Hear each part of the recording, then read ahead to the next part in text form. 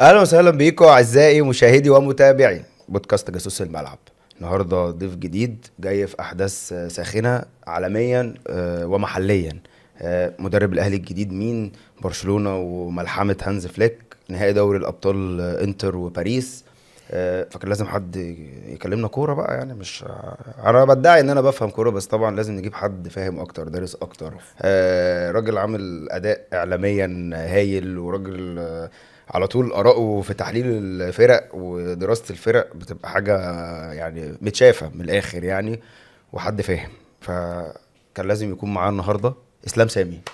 ازيك يا كابتن إسلام؟ يا دكتور عامل منورني. ايه؟ الحمد لله والله. اخبارك انت ايه؟ كله حلو والله. متشكر جدا ومبسوط اني معاك وربنا يكرمك، عامل شغل عظيم والله. ربنا يخليك والله، ربنا ده يكرمك شرف يا رب. ليا طبعا، وكلمة تطلع من حد إعلامي وكده عفو، تبقى ربنا حاجة يكرمك. تقيلة يعني. ربنا اخبارك ايه؟ يخليك. الحمد لله والله. الحمد لله حبيبي. الدنيا سخنة خالص جد، يعني محليا وعالميا واوروبيا وكل حاجه. كله اتشقلب. صراع هبتدي معاك يلا بينا. بالكرة العالمية. انا كراجل بشجع برشلونة، شفت ان اول ما جه هانز مزقطط، فليك انا كراجل بشجع برشلونه مزقطط. مزقطط جدا، بس ما كنتش متوقع ده اول الموسم. آه. جه هانز فليك بس ما فيش صفقات، جبنا داني داني اولمو. اولمو وفورت. بس قلت هانز فليك مدرب اكيد كويس وجامد وكل حاجة، هيعمل استقرار، ممكن يبقى مشروع لقدام، مداخيل تخش شوية لو في اي حاجة حصلت. بس الموضوع كان عكس كل التوقعات خالص. برشلونة بتنافس على الثلاثية، توصل سيمي فاينل تشامبيونز ليج.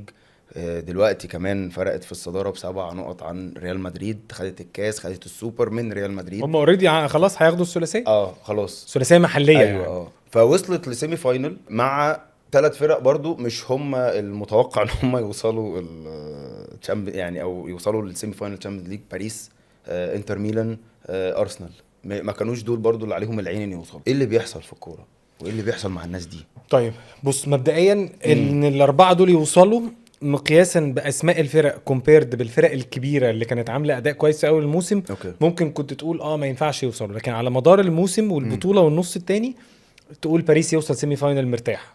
حلو. انتر، انا بشوف انتر منافس قوي جدا من يعني كل سنه هو منافس قوي على الشامبيونز ليج. هو واصل تاني فاينل في 3 سنين. فرقه كره صعبه مع مدرب قوي جدا. ارسنال كان مفاجاه. ارسنال كان مفاجاه لانه خبط في ريال مدريد بدري. ففكره انه يعدي من ريال مدريد دي حاجه مش بالسهوله، لكن صح. مقياسا بموسم ارسنال ده اقصى حاجه الفرقه وصلت لها انه يوصل سيمي فاينل دوري الابطال. ممكن تكون انت في الاول مستني ليفربول لانه كان مكسر الدنيا في الدوري، هيكمل يمشي لغايه فين. ريال مدريد العادي انه بيوصل سيمي فاينل دوري الابطال، فده الشكل المش طبيعي. لكن السيمي فاينل اعتقد اللي وصلنا له هو اكتر سيمي فاينل مستحق للاربعه. يعني ان برشلونه يبقى موجود، ارسنال موجود، بي اس جي، انتر، ده شيء طبيعي ومنطقي ويستحق. ووجهه نظري ان بي اس جي كان لازم يوصل فاينل مع كامل احترامي لارسنال. ان برشلونه انتر اي حد فيهم كان وصل كان هيبقى عن استحقاق. أوكي. يعني مفيش فريق تفوق درامي على التاني، ده ما فاهم، ده وان سايد جيم، لا خالص، مفيش خالص. مفيش. يعني تزعل جدا على برشلونه اللي ما وصلش الفاينل، لان فرقه كره ممتعه قوي قوي السنه دي، تتبسط وانت بتتفرج. أيوه. حتى لو بتشجع ريال مدريد هتتبسط. صح. يعني مش هتتبسط بس يعني في الاخر هو لعب كوره حلوه قوي ما دي حقيقه قوي يعني. انتر انا بشوف انه يستحق الوصول النهائي وانا كاسلام اتمنى ان هم ياخدوا البطوله. اوكي. مع حبي لويس انريكي، بس اتمنى انتر ياخد البطوله. تمام. فاهم؟ ده فيما يتعلق بدوري الابطال. موضوع برشلونه انا متاكد ان هانز فليك نفسه ما كانش متوقع اللي بيحصل ده، ولا لابورتا ولا اي حد يقدر يتوقع خالص. ان واحد يجي بدري. يعني ارني سلوت جه ليفربول على فرقه برضو ما فيهاش صفقات، ما جابش غير كيزا، جابوا كمالة عدد ليله قفل الويندو بتاع صح. الصفقات، لعب بنفس الاسماء، اخذ الدوري. تمام. اولا سيتي مش افضل حالاته، ارسنال فضل يكمبيت لفتره ووقع. صح. وهو قدر بفضل محمد صلاح والاداء الفردي المرعب بتاع صلاح في بدايه الموسم مظبوط. انه يقربوا من الدوري، هوب اخذ الدوري. بس ما قدرش يكمل تشامبيونز ليج، ما قدرش يكمل في الكاس وخسر الفاينل من نيوكاسل. الناحيه الثانيه ده راجل لسه جاي جديد. فكره انك تروح مكان جديد بقيمه برشلونه وتوصل سيمي فاينل دوري ابطال، وتاخد الدوري، تاخد الكاس من ريال مدريد، وتاخد السوبر من ريال مدريد، وتلعب مع ريال مدريد 4 ماتشات تجيب 16 جون، ده انت جاحد. ما دي غريبه. ما حدش يتخيل. بص، موسم رائع لبرشلونه. انا متقدر ان جمهور برشلونه مقهور على فكره انه ما وصلش الفاينل بتاع دوري الابطال، متخيل يعني. لكن في الاخر ده موسم above الاكسبكتيشنز. يعني تيجي تقول ايه، والله انا توقعاتي للموسم ده ناخد الدوري ومش عارف كذا، ده انت عامل كل حاجه. في اول موسم بالظبط. بزيرو صفقات، بوقت من الاوقات ما كنتش عارف تقيد داني اولمو عشان معكش فلوس، وعمال تبيع التذاكر والمداخيل والفلوس، ولا بعنا جزء، لا ما اعرفش ايه. فالفرقه ما فيهاش فلوس. مظبوط. فانت النهارده الفرقه دي بقى فيها ايه؟ بقى فيها شخصيه مرعبه.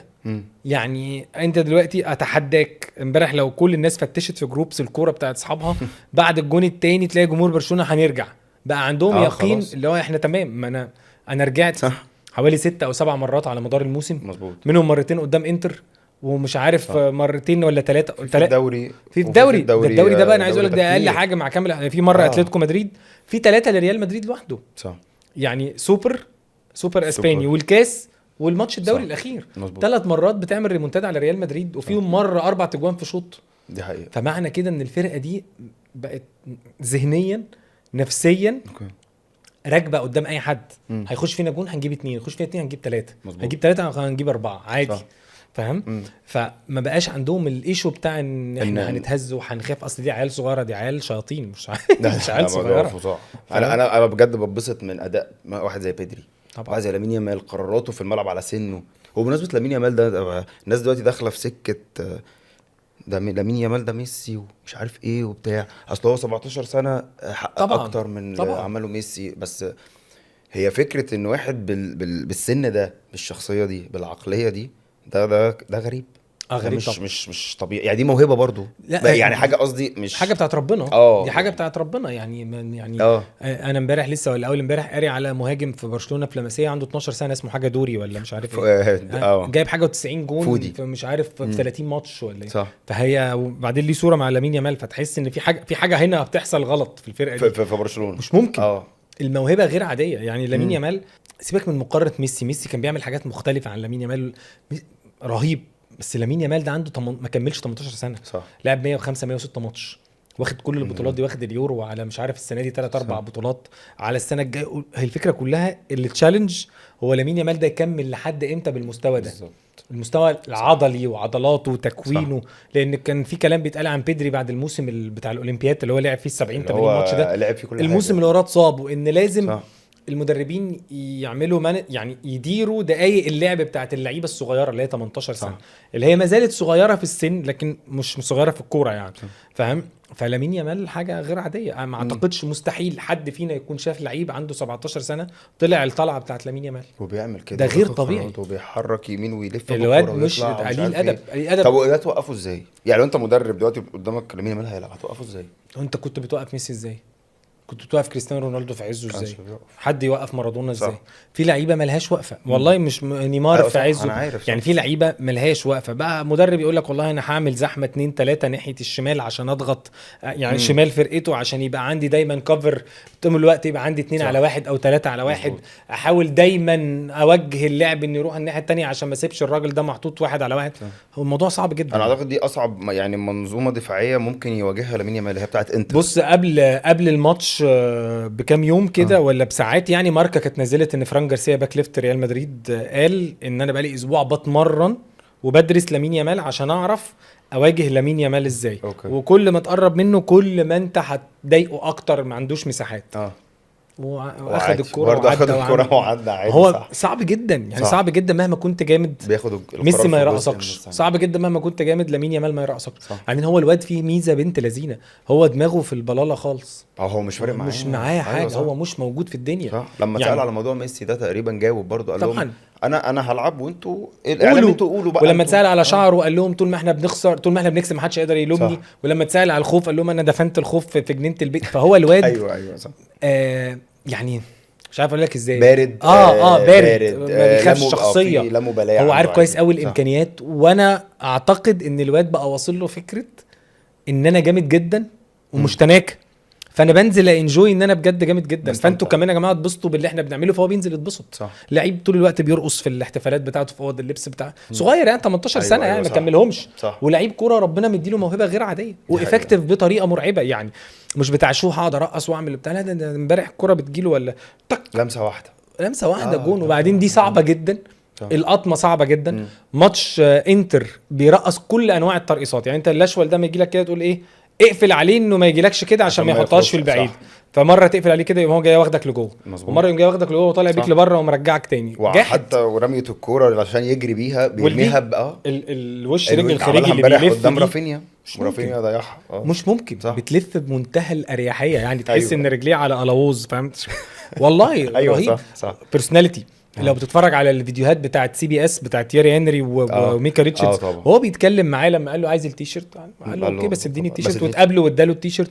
الواد واقف مش منبهر يعني، ما تيري هنري مبهر جدا بس هو واقف منبهر، وفي نفس الوقت تيري هنري هو اللي منبهر. الواد جامد قوي، راسي جدا جدا على 18 سنه. فطبعا لامين يامال معجزه ممتع يعني. دي حقيقه. اللي كنت عايز اوصل له ان هانز فليك اثبت ان في حاجه اسمها يعني ايه مدرب. طبعا ده يعني ده انا مستغرب جدا. انا عارف ان هو مدرب كويس بس ما توقعتش ان هو يعني انت عملت ايه طب في العيال دي؟ يعني انا هقول لك كذا حاجه في وجهه نظري في هانز فليك ده. اول نقطه رافينيا بالنسبه لي نقطه التحول في مش في الموسم يعني، من نقط التحول اللي تقول مدرب يعني هعمل كوتشنج كويس، هعمل تكتيك كويس، هيبقى عندي علاقه كويسه باللعيبه، هيبقى عندي لعيبه اقدر اطورها. فرافينيا انت كنت بتشجع برشلونه صح؟ السنه اللي فاتت كنت تقول ايه على رافينيا طول الموسم واللي قبليه؟ جمهور برشلونه كان بيعمل بقول ما نجحش للاسف. هاتوا ناحيه الشمال، لا هاتوا ناحيه اليمين، ده مش على عدلته يا جماعه مشوه، ده كان ده اصله بيلعب في ليدز ومش عارف اللعيب مش عارف صح كده. رافينيا بيطلع نار من بقه، بيلعب ناحيه الشمال طبعا، بيلعب ناحيه الشمال وبيطلع نار من بقه. تحول الى مهاجم تاني. امتى هخش في المساحات دايركت، اروح انفرد انا والجون، امتى هفتح عرض الملعب عشان احرك مثلا بيدري او داني اولمو او الباك ليفت يخش لي. فهو بقى لعيب مختلف تماما، افكتيف جدا جدا. الكرة بتجيله قدام الجون، انت عارف ده. في مقوله كده جمهور برشلونه بقى 3 ماتشات بيقول لك رافينيا مستواه مش كويس. ماتشين انتر وماتش ريال مدريد جايب كام جون هو في الماتشات دي؟ مؤثر لاي مدى. كل كرة بتجيله بيجيب جون غالبا. بيضيع عادي يعني. فاهم؟ جونين ومؤثر. رافينيا لعيب مهم جدا جدا يعني. لا غير عادي والله. لعيب تحول مسيرته تحول مرعبه صح. ان لعيب يبقى في الحاله دي فجاه تلاقيه كده. فده واحد. الريسك اللي هو واخده انا ده بس اللي ما تقدرش تحط ايدك. هو هانز فليك بيعمل كده ليه؟ فكره الديفنس. ان انت فرقه، فاكر البرازيل في الثمانينات كان في جيل كده ايه، هتجيب فيها 3 هتجيب فيك 6 هتجيب 4 هتجيب 7 عادي. فهو بقى واصل خلاص، انا بلعب ديفنس على خط النص اوف سايد تراب، انا هلعب على التسلل، هتقعدوا كلكم تتشقلبوا. مش سهل تضرب مصيدة التسلل غير مثلا انتر ضربها ماتش ريال مدريد الاخير. حاول في فرق قدرت بس السواد الاعظم مش عارف. طب انت بتلعب كده عشان عندك مشاكل في الافراد، فشايف ان ده افضل طريقه ان انا ابقى كابس على الفرقه اللي قدامي والفرقه كلها قريبه في نص الملعب وكلنا بنضغط عكسي ونجيب الكرة تاني، ولا هي دي طريقتك؟ فانت النهارده لو شلت كوبارسي وجبت مثلا إيناجو مارتينيز الاثنين وجبت 2 مدافعين جامدين جدا، هتأخر الديفنس 2-3 ورا زي ما كنت بتعمل في بايرن ميونخ، ولا هتفضل كابس وزانق؟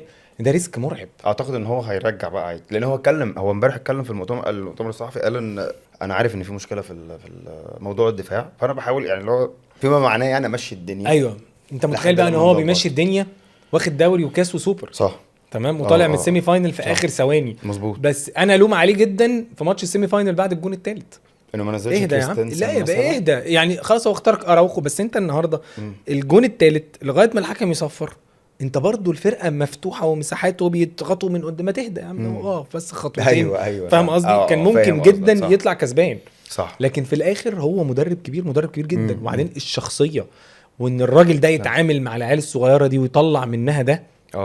هل انت قبل الموسم كان بره المشجعين بتوع الكوره يعرف مين كاسادو، يعرف مين بيرنل، يعرف مين العيال دي؟ بيرنل ده انا اول ما طلع اول ماتش قلت ده حته واد طبعا. انت امبارح الصليبي طبعا كاسادو فيرمان لوبيز، داني اولمو رجعه تاني، بالدي عامل موسم جويس جدا، جيرارد مارتن مش قد بالدي بس في الاخر في ماتشات معينه عرضياته مرعبه تمام. كوندي عامل موسم ممتاز. اختيار تشيزني اصلا يا جماعه اختيار جامد جدا.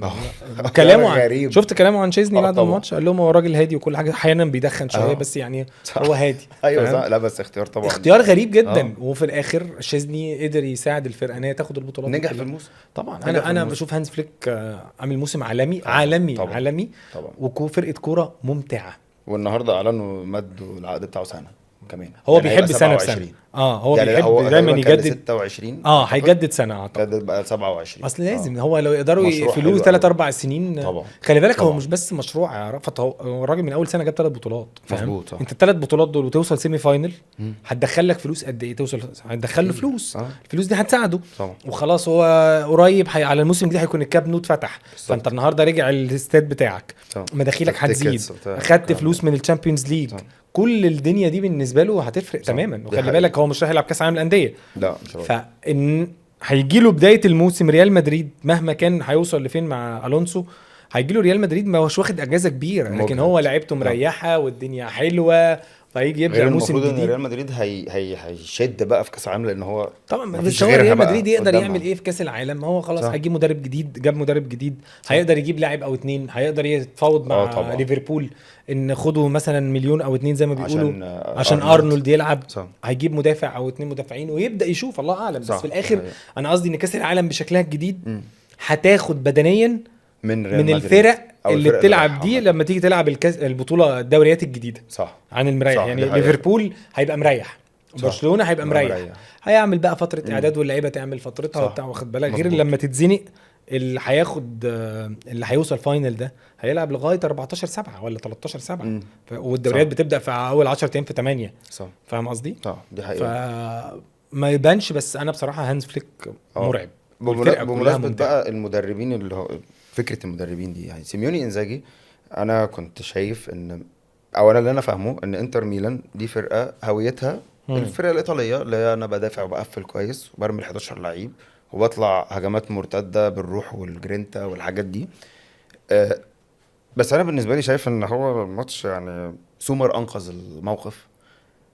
لقيت الناس كلها كاتبة إنزاجي إنزاجي إنزاجي. هل إنزاجي فعلا مدرب جامد ولا أنا فاهم غلط؟ يعني أنا شايف إن هو مدرب، يعني أنا واخد سيت زيادة يعني. انا بحب انزاجي جدا. اوكي. مبدئيا هو بيلعب بطريقه لعب مش سهله ومحدش بيجدها غالبا زيه. 3-5-2 هو بيوجدها جدا. ليه انزاجي مدرب حلو وممتع؟ لان هو مثلا بيلعب ب3 مساكين، بيسك الاسمراني الطويل ده وبس، واتشيربي وباستوني. فهو بيحضر الهجمه بيقوم فارد الملعب ب4 كده. اوكي. بيسك، اتشيربي، باستوني، دي ماركو ودومفريس اتزق قدام باجناح ناحيه اليمين بيهاجم. صح. فبيحضر ب4 ما بيحضرش بال3 مثلا. اوكي. وعشان يدي نفس لدومفريس، فلما ال4 دول ويضغط عليك ب3 فهو عنده افضليه +1 هنا في الخط ده. طيب دي ماركو طلع قدام فبيقوم جاي محضر ب3. بيسك، باستوني، واتشيربي يطلع ياخد خطوتين قدامهم كانه مثلث هو الهرم بتاعه. فيديله مساحه انه يستلم في ظهر الاثنين اللي ضاغطين عليه. لو برشلونه ضغط عليه بفران توريس مثلا وداني اولمو ادي 2، هو هيطلع عنده واحد هنا. فجاه تلاقي باستوني هو اللي هنا. في الجيم ده طلع بالكوره في الماتشين ب4 5 6 طرق مختلفين عن بعض.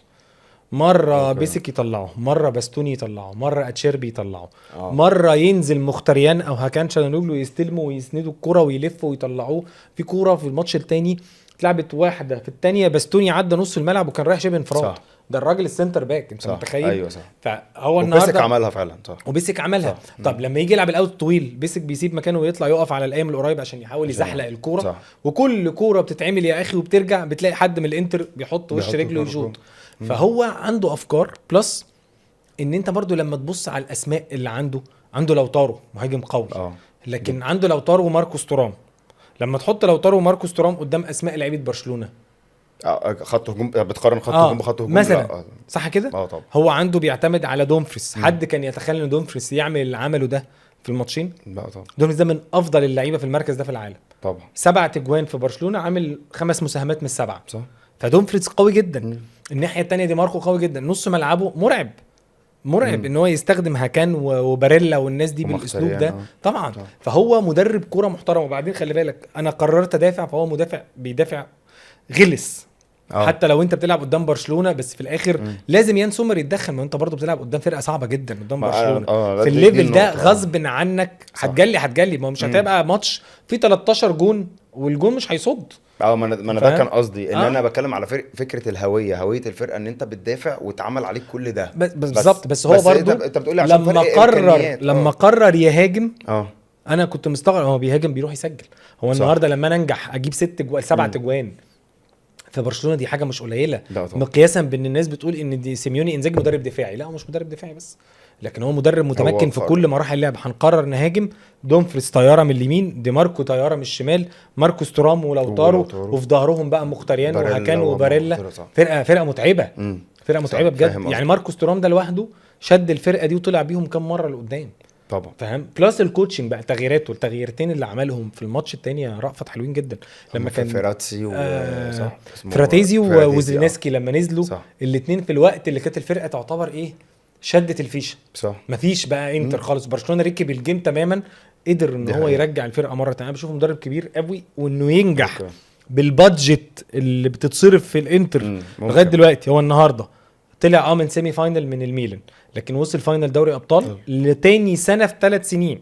صح. تاني فاينل في 3 سنين، والراجل بيلعب على الدوري الفرق بينه وبين نابولي نقطه دلوقتي، وفاضل ماتشين. وارد جدا تحصل ان نابولي يقع وانتر ياخد الدوري، فيبقى انتر خد السكوداتو ويروح ياخد الشامبيونز ليج. فانا بشوف انا بحب الراجل جدا وبحب طريقه لعبه، ومدرب تقيل قوي. يعني فكره الامكانيات في الاخر دي القماشه اللي معاه، فانا تاكتكس قوي جدا. القماشه دي نقطه مهمه. الصرف اللي بتصرفه مهم جدا. فانا بشوف ان هو مدرب قوي قوي قوي يعني. وفرقه كره رخمه طليان وبيلعبوا كرة حلوه بصراحه، وهم بيهاجموا يعني. انا بشوف بيلعبوا كرة حلوه. اوكي، يعني هيواجهوا صعوبه في ماتش باريس طبعا. ولا ماتش برشلونه اصعب؟ لا بص، ماتش برشلونه ليه صعوبته في ايه؟ ان انت عندك 3-4 بيهاجموا قدام عفاريت ما لهمش ماسكه. اوكي تمام.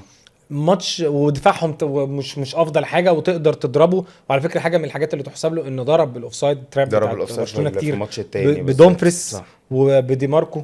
فطول الوقت كان بيلعب الكره على الشوط الماتش الاولاني على دومفريس ناحيه اليمين. دي حقيقه. ماتش بي اس جي، لا ماتش بي اس جي ده صعب قوي قوي قوي على الفرقتين يعني. لان فرقه باريس سان جيرمان بقى مدرب بقى بيخلي باله كمان، اللي انا يعني من اللي بلاحظه يعني انه بقى بيخلي باله من الحته الدفاعيه كمان. لويس انريكي فرقه ما كانش كده مع برشلونه يعني. فرقه متماسكه ومتوازنه وفيها عناصر صعبه جدا جدا. عنده 3 لعيبه في نص الملعب مرعبين خطار مش ممكن. جواو نيفيز وفيتينيا واسمه ايه ده فابين رويز فرقه لعيبه قوي قوي قوي. وطلع لنا دوي ده وديزير دوي وباركولا وعثمان ديمبلي اتطور جدا معاه وكفاراتسخيليا.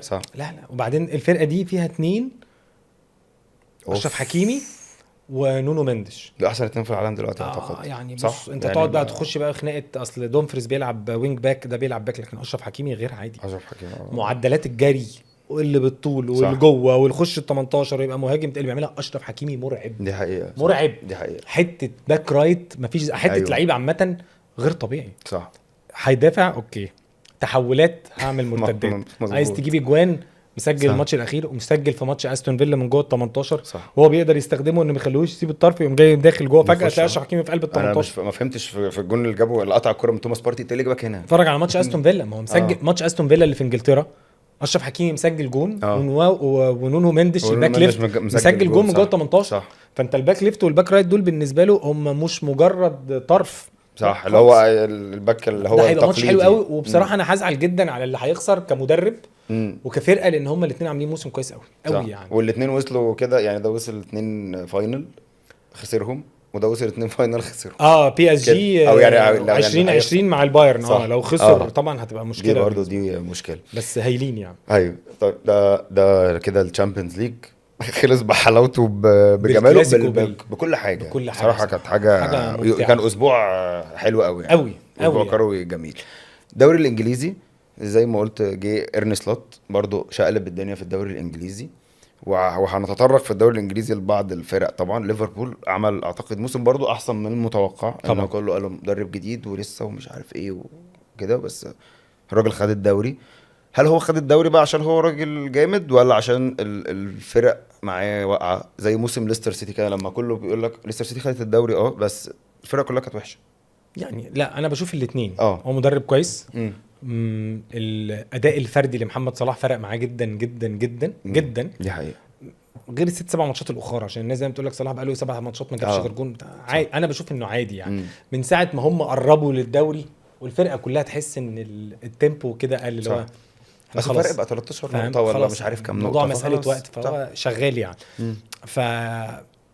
الاداء الفردي لصلاح بالشغل اللي عمله ارني سلوت. ما تنساش ان مثلا اكبر مشكله كانت بتواجه ليفربول مع كلوب في اخر سنه لعيبه نص الملعب. فانت النهارده شفت ماك أليستر بطريقه مختلفه تماما من السنه دي. هاي تحول جرافنبرغ. انا بشوف انه يعني فان دايك جرافنبرغ محمد صلاح اهم 3 لعيبه في الموسم مع اختلاف النسب يعني صح. لكن جرافنبرغ في نص الملعب السنه دي شايل الفرقه دي، شايلها بمعنى الكلمه يعني.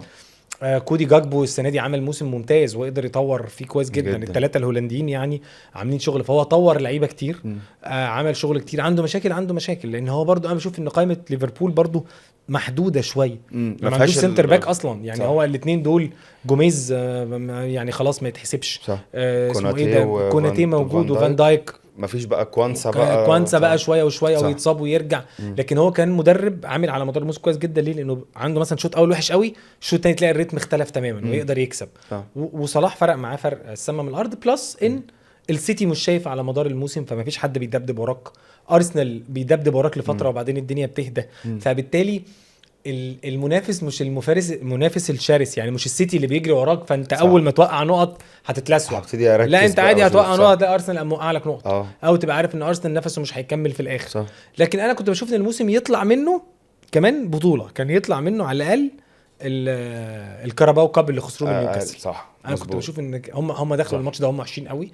وبالمناسبه ده يعني مكسب مستحق نيوكاسل جدا على مدار الموسم جدا مظبوط. لكن انا كنت بشوف ان ليفربول لو كانوا مركزين الماتش ده كانوا خدوا الثنائيه بقى، كانوا خدوا على الاقل بطوله كمان جنب بطوله الدوري دي 100% يعني. بس انا بقول ان هم عندهم تدعيمات، لازم يعملوا تدعيمات كبيره السنه طبعا. لانه حتى في ماتش باريس العوده لما اتصاب في الاكسترا تايم كوناتي وطلع طبعا ما لقاش حد غير رجع اندو ولعب في النص وجرافنبرغ رجع لعب بدل. فهو ما عندوش فيه. هو يقال ان ليفربول السنه دي ده هيبقى من اكتر مره يحطوا بادجت في تاريخهم يعني، او ممكن تكون بادجت هتبقى اعلى بادجت في تاريخ البريمير ليج، تاني اعلى بادجت. هيحطوا فلوس كتير قوي المفروض لصفقات طبعا عشان هم خدوا الدوري اكيد. يعني خدوا الدوري وبلس ان هم عايزين بقى يكملوا فاهم، عايزين دي يكملوا. خلي بالك هو النهارده بيعادل رقم مانشستر يونايتد 20 بريمير ليج. فالسنه الجايه لو اخد يبقى 21 تفرق معاه. وهو صح. عارف ان اللي حواليه هيتغير. السيتي مش هيفضل كده، مش هيسكت. ارسنال مش هيفضل كده. انت النهارده ما تضمنش اي بقيه الفرق. نيوكاسل هتبقى فرقه عامله ازاي، اليونايتد كل قيس بقى على كده. لكن تحديدا الاثنين الاقوياء المنافسين الاقوياء بتوعه سيتي ارسنال. ما اعتقدش ان السيتي السنه الجايه ارسنال مشاكل كتير يعني. ما بقتش فاهم هي ايه يعني. مدرب ما بيبقاش عايز يجيب مهاجم. المهاجم ده بيفرق معاه دايما. بتكتشف في الماتشات المهمه ان هو ما عندوش مهاجم. ما هو جزء كبير من مشاكل ارسنال يتحملها ارتيتا 100%. اوكي. يعني ما فيش مدير فني المفروض ان انت قدامك كتالوج بتغش منه. حلو. بتاع جوارديولا جميل، اتعلمت معاه واشتغلت وبقى عندك افكارك، غش بقى منه طريقه اللعب بتغش. لكن انت النهارده جوارديولا قعد كام سنه لغايه ما اكتشف ان انا محتاج مهاجم سفاح قدام الجون يجيب لي 30 40 جون لغايه ما راح جاب هالاند بدا يجيب له جوان بكل اريحيه. فانت النهارده قاعد مضيع عمرك وعمر الجمهور معاك وقاصف عمرهم مع احترامي يعني الارتيتا، ومن غير جناح شمال قوي مكان مارتينيلي ومن غير مهاجم قوي مكان كهافرتس او جابريال جيسوس اللي هم مصابين نص الموسم. صح. فانت بتلعب من غير مهاجم. فقمت جاي واخد ميكيل ميرينو ملعبه مهاجم، قدر في ماتش 2 3 7 يا عم في الدوري يساعدك بكور بدماغه ويطلع. لكن على ليفل سيمي فاينل تشامبيونز ليج مش هيساعدك. انت مش عارف توصل الكوره اصلا. الراجل مش عارف يخش هنا. كل ماتش يجي لك اصابات. فبقيت حياتك كلها عامل كده، نروح لساكا وساكا يتصرف. طب نشوف ديكلان رايس يكمل واحده، بعدين الفاولات تساعدني مره، الكورنرز تساعدني كتير. ده مش تقليل من شغل ارتيتا، لكن في الاخر انت بقى لازم يكون عندك تفكير. لازم اولا تبقى عارف ان سكواد عشان انافس دوري ودوري ابطال وواحد من الكاسين. لو انت يا عم سبت الكاسين دوري ودوري ابطال محتاج قايمه بنت لذينه مرعبه. محتاج النهارده جابريال راح جاب ستيرلينج في اخر الموسم السنه اللي فاتت. بيعمل ايه ستيرلينج في الفرقه اصلا؟ ما بيلعبش اساسا. زي كيزا راح بيعمل ايه ليفربول. كيزا ده لغايه دلوقتي اصلا مش هياخد الميداليه، ما لعبش 5 ماتشات. صح. فاهم. وما بينزلوش حتى. بالظبط. فاهم. صح. فيعني فانا بحس ان هو خلي بالك ده موسم صعب جدا على جمهور ارسنال جدا. صح. ليفربول خد الدوري ماشي، نيوكاسل خد الكاس الكاراباو، السيتي هيلعب نهائي الكاس الاف اي مع كريستال بالاس. لو كسب يبقى السيتي خد بطوله. صح. في الموسم المنيل ده. مظبوط. ماشي. تشيلسي هيلعب فاينل الكونفرنس كاب. لو خد هيبقى خد بطوله. توتنهام اللي هو الغريم اللي ما بيطقوش بعض، هو مانشستر أو يونايتد اللي ما مانشستر بيطقوش بعض، نهائي اليوروبا هيلعبوا ليج. نهائي اليوروبا ليج. صح. اللي يكسب فيهم هياخد بطوله ويوصل ويروح دوري Champions. ابطال. صح. فتبقى من البيك 6 حط عليهم نيوكاسل 7 اهم، مم. هيبقى في فرقه بلس ارسنال بس اللي ما خدوش ولا بطوله، صح. والباقي عادي اللي كان 13 على الدوري مثلا و14 توتنهام ومانشستر يونايتد، واحد فيهم يروح دوري ابطال اوروبا صح. زيه زيك في الاخر. مظبوط.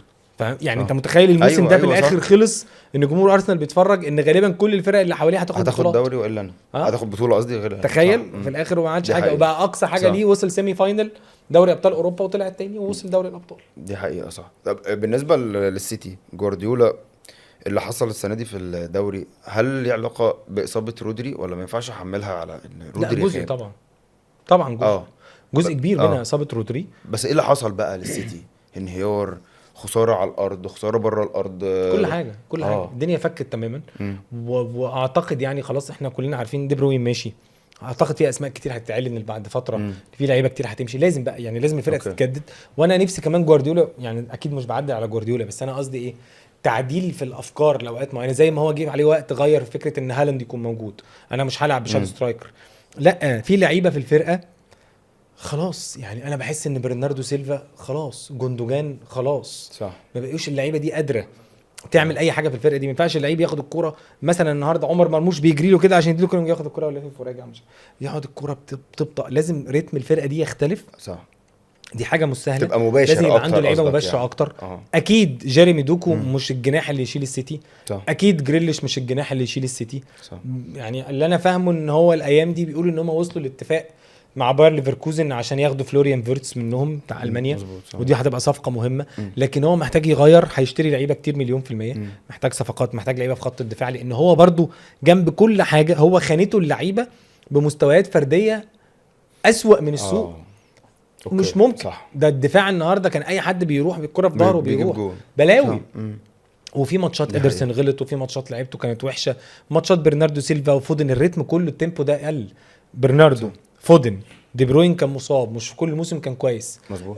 كوفازيتش، اسمه صح. ايه ده، جوندوجان، وحشين جدا. دي كانت غريبه اصلا هو رجع جوندوجان طبعا دي ماشي، كانت غريبة لان هو ما كانش بالنسبة متخيل الموسم كده، هو بالنسبه له صح. جوندوجان لعيب زي ما بيقولوا كده بلاج اند بلاي، انا عارف السيستم حاجي هلعب. اه بس اكتشف صح. ان جوندوجان خلاص مش مش قادر. قادر يجاري صح. الريتم. دي حقيقة. فاهم؟ فالموسم كله فك، هو ما كانش موفق، واللعيبه وكل حاجه الموسم كله فك منهم. صح. وكان في ماتشات بيغلطوا بيخسروها يعني بمنتهى السذاجه. فاهم؟ دي حقيقة صح. فطبعا موسم صعب، بس في الاخر الراجل ده ممكن ياخد كاس ويتأهل لدوري الابطال، تبقى تعشت بالنسبه للموسم. طبعا مش طموحه، بس في الاخر يعني الدنيا احسن احسن حاجه يعني احسن حاجه في أسوأ الوحش اللي سيناريو احنا فيه. ممكن صح. يطلع فيه دي لغايه حقيقة بقى ما صح. نشوف السنه الجايه هيعمل ايه. صح. كان معايا هنا محمود شاكر صديقك طبعا طبعا. بنوجه له التحيه طبعا حبيبي. فشاكر كنا بنسال، كان لما كان معايا كان لسه مرموش ما راحش السيتي، مم. فكان بيقول لي انا ما اتمناش ان عمر مرموش يروح السيتي. ما اتمناش. يعني ان شايف ان مرموش مش طريقه السيتي، مش لعب جوارديولا والسيتي اجواء اللي هي الباص واللعب ولف واعمل والكلام اللي احنا لسه بنقوله ده. مرموش راح، انا شايف ان هو الى حد ما قدم مستوى مردود جيد، ما اقدرش اقول ان هو مردود وحش ولا حلو قوي يعني. بس انت شايف ان ده الوجهه الصح لمرموش؟ طيب مبدئيا مرموش عامل مستوى جيد جدا كبدايه مع السيتي. بالظبط. ان انت تروح فرقه فيها جوارديولا وتاخد عدد الدقائق ده وتسجل 7 تجوان ولا 8 تجوان فيهم اجوان كسبت الفرقه واجوان مهمه ومؤثره صح. فانا بشوف ان ده نجاح لعمر مرموش، وساعده من عند ربنا ان هالاند هو لعب جنب هالاند، وبعدين الفرقه مش كويسه فهالاند اتصاب فبقى ياخد دقائق اكتر فبدا يلعب صح. وان كلام الراجل عليه كويس جدا وكلام زمايله عليه كويس جدا مظبوط. فدي بالنسبه لعمر مرموش انطلاقه ممتازه ان هو كسر رهبه البريمير ليج والاجواء صح. والجمهور والريتم والتيمبو. اول كام ماتش في الدقيقه 65 70 كنت تلاقي عمر مرموش بتحس ان هو مش قادر، مش عشان هو لياقته البدنيه تعبانه، الريتم مرعب صح. اللعيبه ما بتوقفش، ريتم وتيمبو انتنسيتي قويه جدا، فخلاص بتحس ان هو مش قادر. الدوري الانجليزي ده بدني صعب قوي وضرب والحكم ما بيحسبش حاجه. لا مرهق جدا، فتحس ان هو خلاص مش قادر. انا كان نفسي عمر مرموش يروح برشلونه، كان نفسي قبل ما يروح يعني يعني فكره انه يروح السيتي دي حاجه عظيمه، بس انا كان نفسي يروح برشلونه. بص بقى برشلونه الفرقه دي، انا النهارده انا بس بتخيل لو كان فيران توريس مرموش مكان فيران توريس، انا كنت بشوف ان مرموش هيطلع نار من بقه. لو لامين يامال كده رافينيا كده، داني اولمو، وهو النهارده اللي بيتحرك يلعب تحت مكان كمان احيانا داني اولمو تحت ليفاندوفسكي، كانت هتفرق مع عمر مرموش يتحرك. النهارده رافينيا بيسيب الطرف وبيخش العمق، فتلاقي عمر مرموش راح ناحيه الشمال. التبادل ده والحريه بتاعت الفرقه اللي عندها ترانزيشنز كتيره ولعب مباشر ومساحات ويلعب في ظهر الديفنس، انا كنت بشوف عمر مرموش هيروح هناك صح. ينفجر. بس ربنا ما كتبلوش الخطوه دي. لكن انا عجبني كلام اخر ماتش، هو نزل في دقيقه ماتش ساوثهامبتون، نزل اخر 5-6 دقايق، حط واحده في العارضه ولعب اكتر من كره، وطلع جوارديولا قال لك ايه، كان لازم ياخد دقايق اكتر. ده اكتر بالظبط. ما انت اللي بتتحكم في الدقايق. صح. بس معنى كده هو بيحب يبقى قريب من الجون، هو بيحب يبقى قريب من الجون. انا نفسي بس ما يبعد، ما يفضلش يطلب من عمر يتطرف ناحيه الشمال ويجي من الشمال. طول ما عمر بيلعب في العمق تحت هالاند، انا بشوف ان هو هيطلع نار، لانه بيحب يخش جوه قوي. ايوه بالظبط. فكل ما انت هتخش جوه، كل ما عمر مرموش هيعرف يلطش ويسجل ويخطف. اللي كان بيحصل في فرانكفورت مش هيلاقيه، مش هيلاقي المساحات، ان الفرقه بتدافع وبعدين نعمل هجمه مرتده بيك انت واسمه ايه وايكيتيكي من نص الملعب، يلا يا رجاله. ما فيش الكلام ده، مش هيحصل. هتلاقيه. صح. هيحصل بقى في ترانزيشن في كوره، هجمه تتقطع، يلا هنعمل كاونتر اتاك، فيبقى عمر موجود. لكن العادي مش هتلاقيه، مش هتلاقيه ده ستايل غير ستايل. دي كانت ثالث اقل فرقه من تحت في البوندسليجا في الاستحواذ طبعا. يعني ال 17 من تحت بيسيبوا الكرة بنسبة 39% على مدار الموسم، طالع مرتدة صواريخ يا باشا، يلا ادي المرموش وايكيتيكي بيروحوا يسجلوا والدنيا حلوة. دي حقيقة. فانا مبسوط باللي هو فيه طبعا. انا بقول لك كان نفسي كنت حاسس ان البروفايل ده راكب على برشلونة قوي، بس هو خلاص في السيتي، ربنا يكرمه يا رب في اللي جاي طبعا، وربنا يكرمه في اللعيبة الجديدة اللي هتيجي. ما حدش يجي يبقى جوارديولا حاطط ان هو هيحطه دي بقى مكانه، وربنا يكرمه يعني دماغ جوارديولا لما بتلف على حد دي حاجه مستحيله ابدا. بس هو خلي بالك، انا حظي كان حلو جدا. كنت في انجلترا، حضرت ماتش سيتي وتشيلسي، اول ماتش لعمر مرموش اللي لعبه اساسي، اول ماتش لعمر مرموش ولعبه اساسي من الاستاد، وجاب فيه جون اوفسايد اتلغى. صح. والله العظيم الريتم انت ما بتلحقش، وضرب وخبط ونفس وهيجان الجمهور وايه يا اخوانا مالكم في ايه، ما تهدوا. فمرعبين طبعا. الواد لسه نازل جديد، لا والواد نازل من اول ماتش، عمر مرموش نازل مش خايف ومش قلقان، بياخد الكرة ويروح بيها. ايوه صح، فاهم. وبعدين خلي بالك، انت لاحظ برضو من البوستات بتاع السوشيال ميديا، هتلاقي هالاند بيحط له بوستات ويقعد يهزر معاه على اسمه ايه ده، سناب شات صح. وانستجرام، وبيقعدوا اللعيبه تتكلم عنه كويس. ففكره ان انت دخلت جوه الفرقه، بقت الناس بتقول عليك كده والمدرب بيقول عليك كده، ده مكسب ما بعده مكسب. يعمل بقى فتره يروح يلعب كاس عالم الانديه ان شاء الله، بعدين يعمل فتره اعداد لطيفه مع فرقته. دي حقيقه. انا بقول فتره الاعداد دي هتفرق مع عمر مرموش جدا السنه الجايه ان شاء الله. دي حقيقه. لا هو انا يعني قصه عمر مرموش بالنسبه لنا كجمهور مصري حلوه طبعا، حلوه ان احنا يعني نتمنى له الافضل والافضل طبعا، ونتمنى ان هو ينجح فرقه زي السيتي مع جوارديولا. جوارديولا ده مدرب يعني بيعلم حاجات كتير، فيعني نتمنى يعني ان هو ينجح معاه طبعا. دي كده قصة الدوري الانجليزي. تشابي الونسو النهارده تقريبا خلاص رسمي مع ريال، خلاص هو هيمسك ريال مدريد من 1/6 وهيكون موجود في كاس العالم. هل تشابي الونسو هو الاختيار الامثل لريال مدريد؟ وهل هيقدر، لان كان في كلام بيتقال على ريال مدريد من الاول ان الفرقه دي محتاجه مدرب مش عارف شخصيه وقوي، اصل فيها نجوم. انا كنت واحد بقول كده، امبابي هيعمل ازمه في ريال مدريد في اوضه اللبس، والنفسيات هتشيل. الفرقه فيها نجوم، فيها رودريجو، فيها بيلينجهام، فيها فينيسيوس، فانت دخل عليهم امبابي. طب هل دلوقتي تشابي الونسو هيقدر يولف القصه دي، ولا برضو ستيل هيحصل فيه يعني؟ كلمني في الحته دي. بص انا كنت بحس ان لو حد قدر يقنع في ريال مدريد يورجن كلوب كان يبقى حل مثالي. اوكي. بس يورجن كلوب مدرب متطلب ومش هيسكت، وهيطلب طلبات ولعيبه وبلان وخطه وده مش هيمشي قوي مع دماغ بيريز يعني. بيريز بالظبط. فتشافي الونسو ده انسب حل بالنسبه لريال مدريد دلوقتي. مدرب طالع من النادي، عارف الهويه، عارف كل حاجه، عامل نجاحات كويسه في البوندسليجا، مدرب عنده افكار كويسه، شاب صغير فجر. اسم تشافي الونسو ده مدرب كبير، لعيب عظيم يعني. فانا بشوف فكره السيطره، لا يعرف يسيطر، وان اللعيبه دي في الليفل ده برضو مشاكلها هتعرف تلمها، لان اولا واضح ان رودريجو مش مكمل غير لو الونسو ليه حاجه يعني. واضح كده ان الشكل العام ان نمر رودريجو. فلو ما فيش رودريجو الدنيا ظبطت شويه يعني. بيلينجهام في النص، فيني، امبابي، هو هيغير طريقه اللعب، هيلعب ازاي؟ هل هيلعب ب3 زي ما كان بيلعب احيانا؟ بيلعب على طول مع ليفركوزن. الميركاتو بتاعه شكله عامل ازاي؟ الاعتماد على اللعيبه، اردا جولر، ابراهيم دياز لاي مدى. لكن تشافي الونسو بشوف مدرب ممتاز، وامل لريال مدريد انه يعيد الفرقه مره تانية بشويه تنظيم، الفرقه تقدر تقف على رجليها طبعا بشويه تنظيم وشويه صفقات، لان فرقه ريال مدريد تحس ان حد ضاربها عين في خط الدفاع، الفرقه كلها مشيعه. والله كل ماتش حد بيقع، كل ماتش حد بيقع. اخر ماتش ده فيه 5 لعيبه بس فيهم 2 قول قدام، كارباخال وميليتاو، في 3 ده مظبوط. تحس ان هم بيلعبوا بيتضربوا بالنووي كل ماتش. حتى روديجير في ماتش برشلونه بتاع ده فضل قاعد بيلعب مصاب مجنون برضه، صح فاهم. فلا انا بشوف ان هي هتبقى تجربه كويسه جدا، وحلو ان هو يبدا من كاس عالم الانديه، لان في الاخر دي بطوله مهمه لريال مدريد. اولا بيريز عينه ضربه على 150 مليون اللي ممكن يكون فيهم فلوس طبعا. كاس عالم الانديه ريال مدريد هيبقى عايز ياخد اول لقب، هيبقى عايز يكمل. فانا اشوف لا الونسو هيقدر يفرق، هيقدر يفرق طبعا، بس ما تقدرش من اول موسم تقول ايه هيكتسح كل حاجه، غير لو يعني الهانز فليك عمله ده حاجه اكسبشن، مش ده الطبيعي. انا بتكلم يعني على التوليفه. لا انا بقول هيظبط التوليفه دي، انا بقول هيظبط هيبان بقى من طريقه اللعب، هيغير في الاسلوب، هيعمل ازاي، هلعب ب3 ولا هلعب ب4. الهويه بتاعت الراجل ده، ده راجل بيحب يستحوذ وبيحب يلعب كره حلوه، طرفين الملعب بالنسبه له مهمين جدا. فريم بونج اللي هو الراجل الوينج باك ناحيه اليمين بتاعهم غالبا بيقولوا رايح ليفربول، كاي هافرتس احتمال اسمه ايه ده فلوريان فيرتس هيروح مانشستر سيتي. فالاسماء دي كانت بتساعده كتير قوي في الفرقه. هل هو بقى هيشوف مين الاسماء اللي هتساعده؟ دور بيلينجهام معاه هيبقى عامل ازاي؟ يرجع يتزق قدام خطوتين، ولا الادوار المكعبله اللي كان انشيلوتي مديها له طول الموسم تبقاش عارف الواد بيهاجم ولا بيدافع وبيرجع يقطع في ال18. يعني بيلينجهام ده نجح اول موسم لما كان بيخش جوه ال18 عشان كانت طريقه اللعبه بتخدم يعني او بتساعده ال4-4-2 الدايموند دي اللي هو هنا وفوقيه 2 مهاجمين. لكن هو دلوقتي ما بيلعبش كده، دلوقتي انت بتلعب امبابي وفينيسيوس جونيور ورودريجو، فبقى هو فريق 3 هو بيلعب كأنه نص ملعب. وفي لعيبه ساعات ما بترجعش فهو بيرجع يدافع. فانا بشوف بيلينجهام اتظلم جدا السنه دي، اتظلم جدا بصراحه رهيب، ومجهوده ما بانش. اتظلم جدا. في ماتش منهم لبرشلونه بتاع السوبر كاس 3-2 بيلينجهام عمل ماتش خطير، بس طبعا مش هيبان بقى في ظل ان انت يعني فرقه بتخسر 5 يعني يعني بس يعني بالنسبه للبالون دور شايفها رايحه فين؟ كلام كتير قوي.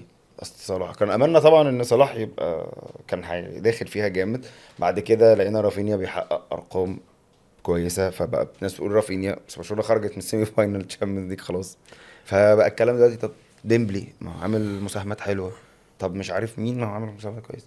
بص ما هو في الاخر البالون دور ليها معايير. المعايير مثلا اللي هم كانوا طلعوا بيها ستيتمنت من فتره ان الاداء الفردي للعيب، وبعدين البطولات. تمام هتاخد الاداء الفردي الاول. حلو. الاداء الفردي خلي بالك الموسم طويل. يعني انت النهارده لو جيت لحد قلت له صلاح ورافينيا، صلاح ولامين يامال، هيروح لرافينيا ولامين يامال دلوقتي، لان في الفتره دي، لان صلاح الفتره دي مش منور زي في اول الموسم. رافينيا ولامين يامال بيطلعوا نار من بقهم، دي حقيقه. ماتشات مثيره، بيجيبوا جوان كتير، مش عارف. خلاص صلاح خلص لفرقته الدوري. تاثير صلاح عنهم مهم في ليفربول ايه؟ لانه غالبا تحس ان هو وان مان شو، ده واحد بيشد قطر في ظهره. لكن الاثنين التانيين اقوياء جدا. ارقام رافينيا قويه قوي. الشو اللي بيعمله لامين يامال حلو قوي، فاهم؟ لكن ده ما خدش تشامبيونز ليج، ده ما خدش تشامبيونز ليج. هل هي النهارده لازم يكون واخد دوري وتشامبيونز ليج عشان اديله البالون دور؟ مش شرط. هو ده اللي بسأله. حط في حسابك ان في كاس عالم الانديه هيتحط بقى في الحسبه طبعا. لان هو في الاخر انت هي بادئه غالبا 8 الشهر اللي فات او 10 من 10 ل10. فانت كاس عالم الانديه اللي جاي ده يفرق. طب وات اف ان بي اس جي مثلا خد دوري الابطال وبيلعب في كاس عالم الانديه واخد كاس عالم الانديه مثلا، بس ساعتها ممكن يكون اسم عثمان ديمبلي اسم مطروح. ليه؟ لانه واخد بطولات كتير وعامل موسم كويس. حتى على فكره الموسم الثاني، طب ما اسم اشرف حكيمي ممكن ينور جدا لو مثلا فاهم. لكن هو دايما كان بيتحط 4-5 اسماء، رافينيا وصلاح ولامين يامال وعثمان ديمبلي، مش فاكر مين. ولوتارو حطوا لوتارو كده في صوره شفتها كده فيها لوتارو، ان لوتارو برضه عامل مساهمات مع بيعملوا في ناس بتعمل حاجات وبتدي بوينتس، فتلاقي الرانك بتاع صلاح دلوقتي مثلا الخامس. انا حاسسها ان هي هتبقى بعيده، اتمنى يا رب انه ربنا كاتبها له، لكن انا عندي احس ان هي على الاقل ممكن يكون في احسن 3. اوكي فاهم؟ ماشي. فدي تبقى تاني مره ليه ان هو يبقى في ده تخيلي يعني. لكن تروح لمين فعلا ما اعرفش، لان في الاخر رافينيا عامل ارقام مرعبه وفي الاخر واخد 3 بطولات. صح واخد سوبر وكاس ودوري. طب ما ده عامل تأثير. ومفيش حاجه للانديه يعني. انت مفيش ولا يورو ولا في كاس افريقيه. ففي الاخر انت النهارده الانديه وكاس عالم الانديه بنسبه كبيره هي اللي هتحدد شكل البالون دور الجاي هتبقى عامله ازاي. لكن انت بالنسبه لك مين اكتر لعيب عينك بتروح له وهو بيتفرج تحس ان هو ممتع ده هو ده اللي ياخد البالون دور؟ اما عشان كده بقول لك انا يعني بحس دلوقتي ان كله تحسه قريب من بعضه. هو الواد لامين يامال بس الوحيد بس اللي انت تقعد تتفرج عليه دلوقتي حاجه يعني حتى عصام الشوالي خارقة. امبارح قال كده قال لك يا جماعه البالون دور للمتعه مش والله ما اعرفش، للأرقام. كان عندي شغل في الراديو ساعتها، ما لا لا اعرفش. لا قال كده، قال لك يا جماعه البالون دور ماشي دي تتاخد وجهه بس هو للمشاهده، ما هو مش احيانا انت معمولة بس بتبقى البالون للأرقام. دور للمتعه مم. ويجي يقول لك اصل ما اخدش بطوله صح. بقت مش عارف ايه، وبعدين زي أيام الارقام ميسي تيجي بقى وكده وبتاع، الارقام تيجي يقول لك اصل لعبه مش حلو قوي، ده ما صح. كانت اهداف. ما هو صلاح كان في وقت من الاوقات بيجيب كميه اجوان وتاثيره مرعب في كل حاجه واخد دوري صح. وبعديها اخد دوري الابطال، يقول لك اصل اللعبه مش ممتع قوي، اصل بص ميسي ده ميسي يعني. ايوه صح. ولا مين يعمل دلوقتي يعمل كده حصلت المشكله السنه اللي فاتت برضه رودري ولا فينيسيوس مثلا ورودري خدها مثلا. صح. دي انت حقيقة. انت النهارده بقى مين ممتع بالنسبه أنا لمشاهد أنا الكره بالنسبة لي الطبيعي، لو- رودري لو- ولا فينيسيوس؟ لو على مين ولا مين رودري ولا لا فينيسيوس؟ فينيسيوس أكيد. متابع الكره الطبيعي طبعا. لكن رودري تاثير مرعب طبعا. فبطولات ولعيب وايكونيك وبرشلونه صح. وفرقه اسبانيا والاثنين اسبان.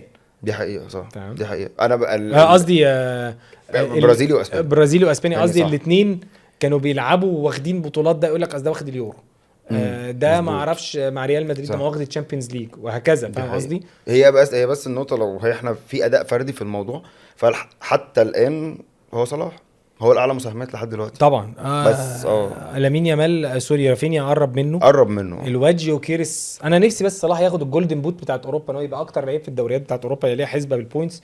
جيوكيريس بتاع سبورتنج لشبونه، وبالمناسبه ارسنال داخل فيه جامد صح. جدا. هي دي صلاح ممكن ياخد الجولدن بوت الجولدن بوت لو الوضع بس فضل كده يعني ولا اعتقد محتاج جيوكيريس ما يجيب؟ بيتهدش، وكيليان امبابي ممكن في اخر ماتشين اللي جايب هاتريك في ماتش برشلونه، يعني يا هو رب بقى 27 جون في الدوري. يا رب 27 بقى الهداف. يا رب صلاح يجيب جون ولا اتنين في اخر ماتشين دول. هو تحسه ما بقاش يعني كده يعني، هي الفرقه كلها ما بقتش، بس هي برضو خباك هو مركز شويه ان هو عايز يعمل اسيست كمان عشان يعدي ارقام صح. يعني هو دلوقتي كل جون واسيست هيخليه يضرب رقم جديد. دي حقيقه. فيا رب كده الماتشين الجايين يقدر يسجل فيهم ان شاء الله. طبعا اكيد عايزين صلاح يعني ينور لنا بحته البالون دور دي يعني باذن الله. خلصنا كده العالمي، يلا بينا المحلي بقى. لسه دلوقتي قبل ما نيجي قال لك ايه خوسيه ريفيرو مدرب اورلاندو بايرتس خلاص هيخلص بكره ماتش اورلاندو بايرتس وجاي الاهلي وهو مدرب الاهلي الجاي. انا هقول لك على حاجه، انا كان عندي معلومه من يوم 2/5 وكنت منزل فيديو هنا، قلت ان عندي معلومه ان المدرب الاهلي الجاي اسباني الجنسيه، بس ما كنتش اعرف ان هو ده. يعني سمعت بقى كيكي فلوريس ومش عارف، قلت اكيد كيكي فلوريس برضه هيبقى بعيد شويه يعني، بس انا عارف انه اسباني الجنسيه، بس ما كنتش اعرف ان هو مدرب اورلاندو، ما كنتش اعرف ان مدرب اورلاندو اسباني الجنسيه، انا فاكره برتغالي. جه قال لك خلاص هيلعب بكره الماتش وهيجي. انا كنت اتمنى للاهلي مدرب اسباني الجنسيه لسبب صغير، ان انا شايف في العالم دلوقتي ان الكوره هم الاسبان. بحس ان لما تيجي تدور مثلا على بورنموث مثلا هتلاقي راولو مش عارف مين، لويس انريكي باريس، مدرب المنتخب نفسه دي لافوينتي. فحاسس ان الاسبان بقوا بيتعلموا بقى في طرق بقى في طول عمرهم يعني مدرسه تدريب مرعبه طبعا بالظبط. فكان نفسي اسباني الجنسيه، غير ان احنا الفتره اللي فاتت كل المؤشرات بتقول ان احنا رايحين ناحيه جوزيه جوميز. من الافضل للنادي الاهلي واحنا داخلين كاس العالم للانديه؟ بص سؤال صعب، ما تعرفش مين الافضل، لان الفكره مش بس بالسي في يعني او مش بالحاجه. ريفيرو مدرب كويس اوكي، اللي تابع مسيرته مع مع اورلاندو بايرتس واخد معاهم بطولات، اخد الكاس اعتقد السنه دي، طلع سان داونز. ليهم اسلوب لعب حلو، بيلعبوا كرة قصيره باصات من العمق، عنده 2 لعيبه في النص اللي هو انكوتا ده وموفو كينج، 2 اقوياء جدا وهو مخلي شكل الفرقه حلو. هو كسب الاهلي في مصر وكسب فرقه الجزائر في الجزائر وبيلعب نتائج كويسه بره ارضه وبيلعب كوره حلوه، وكان كسبان بيراميدز هنا 2-1 وكان كسبان بيراميدز وفي الاخر خسر. خلي ماتش بيراميدز ده ماتش من الماتشات اللي هو لعبها وحش، انا وجهه نظري الماتش اتفتح قوي منه ومن فرقه بيراميدز، يعني الماتش بقى ايه مساحات، يلا كله بيجري كله بيحاول يسجل، لكن في الاخر هو في ماتش بيراميدز هي فرقه كوره شرسه وهو ما بيخافش، فيلا يا جماعه نجيب جون، جاب جون وفضل ده اول نص ساعه كان ماسك بيراميدز ما بيعدهمش نص الملعب صح. لغايه ما سجل وبعدين بيراميدز اتعادل وبعدين رجع جاب جون تاني وهكذا. فما تقدرش تحكم عليه ليه بقى قوي. اولا الظروف في الاهلي غير الظروف في اورلاندو بايرتس، الكوره في مصر غير في جنوب افريقيا صح. مع كامل احترامي مظبوط، الضغط اللي الاهلي فيه مختلف تماما عن الضغط اللي اي فرقه في جنوب افريقيا، يعني سان داونز اقوى فرقه تحس ان اللعيبه كده الدنيا عادي الجمهور قشطه تمام، ومش تمام. هنهاجمك غير لو هنا. خسرت غير هنا يعني. صح. فاهم؟ فدي نقطة مهمة لأي مدى الراجل يتأثر بالقصة دي. فكرة إن مدرب عنده تاكتكس وعنده هوية، هو عنده تاكتكس وعنده أسلوب لعب وعنده طريقة تبان جدا لما تتفرج على شوية ماتشات لأورلاندو. صح. وهو فرقة أورلاندو فيها 2 لعيبة أساسا هم اللي منورين الصغيرين دول. تمام. الكوتشنج بقى والمان تو مان مانجمنت والسيطرة على أوضة اللبس، لما يبص كده يلاقي وسام ابو علي وبن شرقي وامام ومحمد بن رمضان وزيزو وتريزيجيه والشناوي وما اعرفش وجراديشار وليله كبيره صح. جدا. ال7-8 سوبر ستارز اللي في الاهلي دول. صح. لاي مدى يقدر يسيطر عليهم. يعني ايه يسيطر عليهم؟ يعني انا جيت بدات بن شرقي وقمت قاعد زيزو ملاعب زيزو وقمت مقعد مثلا تريزيجيه، او قعدت تريزيجيه ولاعب وهكذا. فاهم قصدي؟ لأي مدى تقدر ده. هو الأهلي هنا راح لفكرة إن ده مدرب شاطر إلى حد كبير، باين إنه مدرب ناجح، عارف إفريقيا كويس، عارف لعيبة الأهلي ولعب ضدها وكسب الأهلي، وعارف كويس قوي القصة. فده مدرب. فأنا كنت بشوف إن الأهلي ما كانش الاسم ده مطروح في الأول، لكن كان جوزيه جوميز. أنا بقول في الأهلي كنت بقول الأهلي هيقعد يلف في الآخر يروح يجيب جوزيه جوميز. أوكي. انت شايف ان هو الاختيار الافضل للاهلي دلوقتي؟ لا مش الافضل. بص، هو اولا انا بوجهة نظري ان اداره الاهلي في القصه دي بتعلي سقف الطموحات جدا للناس. اوكي جميل. حلو. وحلو ان انت طموحك يبقى عالي. حلو. لكن النهارده لما اتكلم على شميت وماركو روزا، انا بضرب فوق قوي. ماركو روزا ده راجل قاعد سايب لايبزيج وبيلسع 6 مليون يورو وهو قاعد في البيت. بقيت عقده يعني فعلا بياخد 6 مليون. ايوه ما هناك. يعني قصدي يعني انت لو بس انت النهارده بياخد 6 مليون، بتيجي تقول له تعالى هنا خد 3 مليون او 3 ونص. اولا في مدربين في الفئه دي اللي هو مثلا تقول عليه كاتيجوري بي في اوروبا ما بيفضلش يجي مصر او المنطقه العربيه دلوقتي. صح. تمام. ولو هي فلوس هيروح السعوديه او يروح الامارات او يروح قطر، مش هيجي هنا. صح. لو بيدور على جلوري، فانا اجي العب في فرقه كبيره زي الاهلي واخد بطولات واسمي يتعرف عشان اروح مثلا ارجع اوروبا او اروح الخليج. مزبوط. مش هيبقى في الكاتيجوري مارك روزا. ده اسم كبير جدا. ومش عيب ان انت تدور، بس في الاخر صعب الفلوس اللي الاهلي عمال يصرفها دي. يعني الاهلي النهارده عنده ازمه كولر 3 مش عارف ونص مليون يورو شرط جزائي. فالاهلي المفروض يدي كولر فلوسه. مظبوط يا عم. لو اتفاوض ووصل ل 2 مليون يورو فهو رقم. طب تمام. ايا كان الرقم اللي هيدفع مع 3-4 مليون للمدرب، مع الملايين اللي اتطرقعت في تريزيجيه وفي زيزو وبن شرقي وفي مش عارف مين واللعيب ده، ارقام مرعبه. صح. فاهم؟ ارقام كبيره جدا. فهيبقى صعب ان البادجت تطلع قوي كده. ده تخيلي. مش هي البادجت يعني حتى اللي سامعينه عن خوسيه ريفيرو ده ان هياخد في الشهر 150، يعني نزل عن كولر. ما اعرفش مش بقاش كده. ده اللي قريته. انا ما اعرفش. انا والله يعني ما اعرفش فعلا. كولر كان بياخد 250. مظبوط. هو الراجل ده جاي وبيقولوا معاه 5 مساعدين. صح. وخلي بالك كابتن عماد النحاس مكمل، وشوقي مكمل، كابتن محمد يوسف مكمل. صح. فانت النهارده قول ده محمد يوسف المفروض تايتله مدير رياضي. لكن كابتن محمد شوقي ده راجل مدير كوره، وكابتن محمد النحاس مدرب. فلو هو وكابتن عماد النحاس و5 مساعدين، انت 8 بادجت. لا 8 ماشي، ما عنديش مشكله ان عادي يبقى كبير، لان هتلاقي مدرب حراس مرمى وهتلاقي مدرب مطور اداء وهتلاقي ما اعرفش ايه وهكذا. ممكن يكون عنده هو حاجات معينه، لكن في الاخر انا بحس ان انت بتطلع قوي قوي قوي قوي بسقف الطموحات للناس. لماركو روزا وكذا وكذا، مدرب كان ماسك لايبزيج، وبعدين فجاه تلاقي الدنيا بتتحسر، فبعدين مدرب اندونيسي في ايطاليا، وبعدين مش عارف ايه، بعدين فجاه تلاقي نفسك ايه، الدنيا بتقفل والوقت بيضيق، فبتدور جوه الحته اللي انت عارفها. ايه الحته اللي انت عارفها؟ سمعنا كيروش، مش عارف مين، اسماء عارفه اللعيبه، الناس عارفاها اصلا، انا عارفها وهو عارفني. صح. فلما يجي على الاهلي ايه ده زيزو، عارفك مين ده، قفشه، أيوة طبعا الشناوي عارفهم خلاص لعيبته، فاهم؟ فيوم جاي النهارده رايح مثلا ايه لجوزيه جوميز اوبشن، او الاوبشن الثاني ريفيرو. ستيل ريفيرو راجل اشتغل جوه افريقيا، فعارف افريقيا كويس، خلاص بقى حافظ الدنيا واشتغل في جنوب افريقيا، لعب ضد الاهلي، عارف شكل الكوره في مصر، عارف هيروح يمسك اهم نادي في افريقيا، فبالنسبه له ده ايه ده فل قوي. طبعا يروح يكسر الدنيا. الاهلي النهارده بيعمل كده، يوصل سيمي فاينل دوري الابطال. فالراجل ده عادي جدا السنه الجايه يلعب، او يلعب كاس عالم الانديه، ياخد بطولات. طبعا هتبقى بالنسبه له حاجه كاتشي جدا. نسبه بقى النجاح من الفشل دي حاجه مش بالسهوله ابدا ابدا ابدا، لان زي ما بقول لك كده، لاي مدى اسلوب لعبه هيناسب الاهلي، لاي مدى هيعرف يتحكم في اللعيبه. ده راجل جاي على من الدار للنار، جاي على كاس عالم، ما نعرفش خلاص. لو هو جاي مثلا على طول تاني يوم الاهلي يعني هيلعب الماتش الاخير ويجي يجي يتفاوض يقعد يمضي مثلا، قول يا عم النهارده الاهلي عنده ماتش اول الاسبوع الجاي مع البنك الاهلي مثلا يوم السبت، هيقعد يا عم يتفرج كده على ماتش البنك الاهلي، يبقى فاضل لي للاهلي مثلا ماتش ولا 2 في الدوري، ماتش باين في الدوري، ماتش تمام، فاضل له ماتش يعني يبقى ممكن اصلا ما يشتغلش الماتش ده وبعدين يبدا يشتغل كاس عالم الانديه. هو الفكره كلها ان الراجل هيبقى عنده هوم ورك مرعب انه يعرف اللعيبه ويعرف الطريقه ويعرف الاسلوب، صح. وياخد بعضه ويسافر امريكا مع الاهلي، يبدا بقى يشتغل على بلان تانية خالص.